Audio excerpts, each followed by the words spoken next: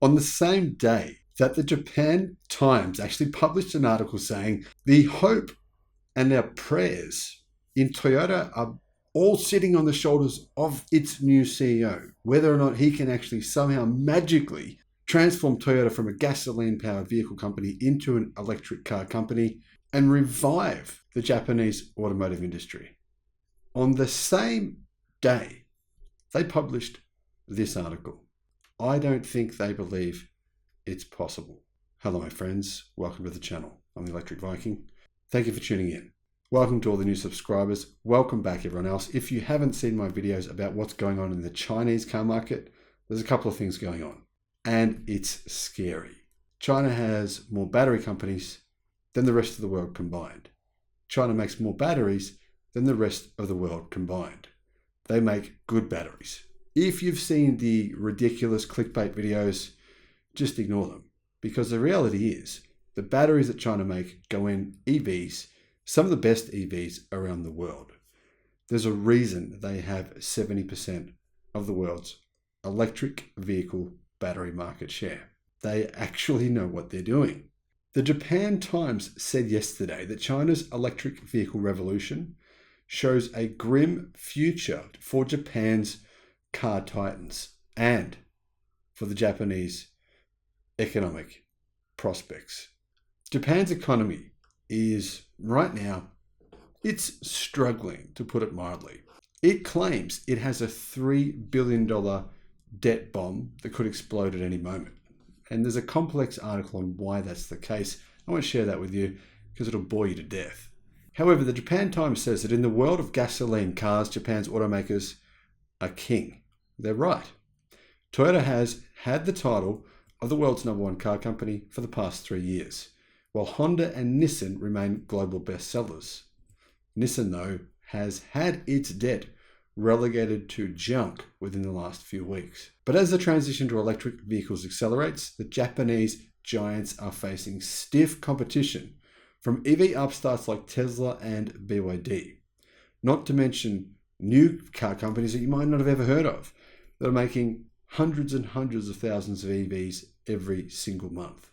Nowhere is the threat more apparent than in China, the world's largest auto market, and where 1 in 4 cars sold last year were electric. Well, now that number is 1 in 3. EV sales are forecast to climb to 9 million in 2023, reaching market penetration of 35%. China is Japan's most important car market, but it's losing that car market to local Chinese automakers who are manufacturing compelling electric cars. I mean, this year already, Toyota has lost 23% sales compared to last year. Honda and Nissan sales in China have been falling for at least 2 years, while Toyota's sales last year declined for the first time in a decade. This year, they're down much further.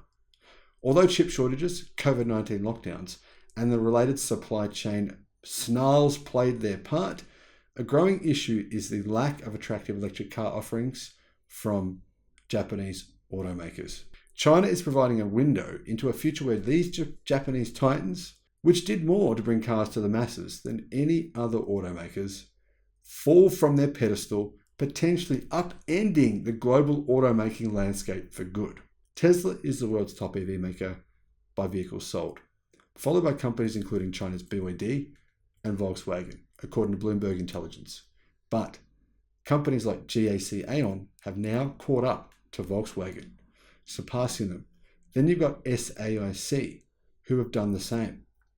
No Japanese car maker makes the top 20, leaving them on the sidelines of the automotive industry's fastest growing sector and ripe for disruption.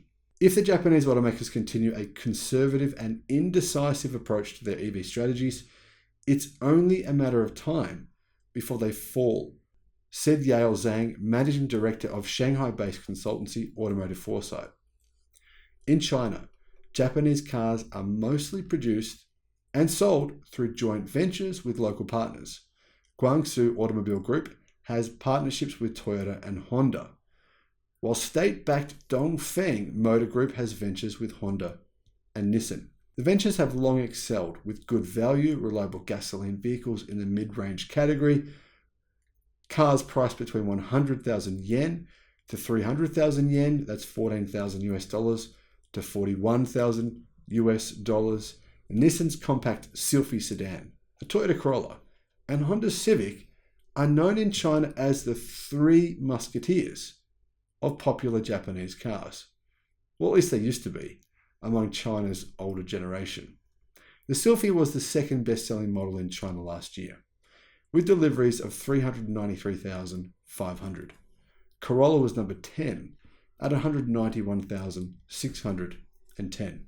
But starting in 2020, when Tesla's entry supercharged China's EV market, the Japanese trio started to be squeezed at both ends of the market. Tesla and local EV companies like NIO and XPeng began to make inroads in the top end, while budget cars like the Hongguang Mini EV from General Motors and its Chinese partners became popular with first-time car buyers. It was the top-selling model in 2022. Now BYD is staking a claim to the mid-market where the Japanese companies operate, with a lineup of electric models such as the crossover SUV Song Plus, starting from a relatively affordable $20,000. This and other popular models propelled BYD to the top-selling domestic brand in 2022, shipping over 1.85 million vehicles. It meant that local brand BYD suddenly leapfrogged every Japanese automaker in China. And the thing is, what's most scary about all of this, BYD wants to do the same thing in Japan. They're entering the car market in Japan this year, and they will price their cars as aggressively as possible, well below the prices of local EV offerings, which are very slim. In fact, there's very few EV offerings in Japan. It's one of the most lackluster markets in the world for electric cars. The Japanese joint venture should be feeling very threatened, said Yang Ying, the director of China corporate research at Pitch Ratings. Some Japanese car makers have announced big steps in their strategic realignment. One reason is that the China market's electrification has happened much quicker than they expected, she said. Japanese companies should better promote their hybrid offerings to gain an edge in China, said Qi Dongshu, Secretary General of the China Passenger Car Association. The benefits of hybrids, popular elsewhere among those anxious of making the full electric car leap, haven't been very well promoted in China, he said. We still think there's room for growth for Japanese car brands in China, Qi said, trying to encourage these Japanese automotive brands to invest more money into China, full well knowing the customers of the future don't want hybrids or plug-in hybrids. They want fully electric cars.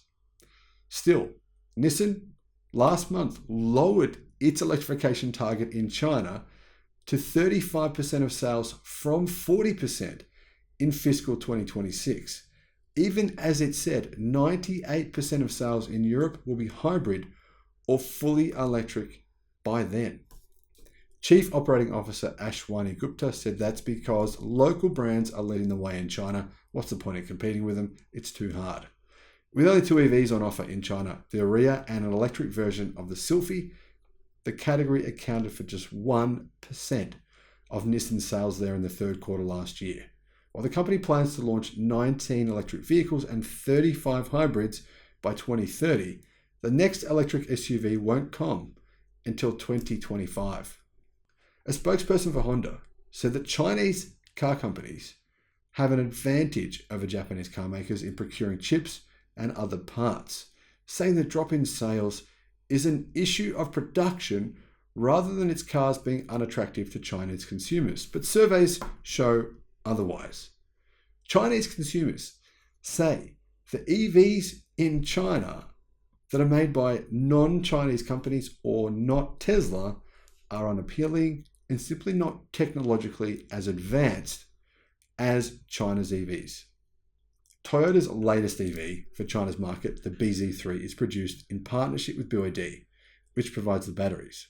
The car was launched March the 6th with a starting price of only 169,800 yen.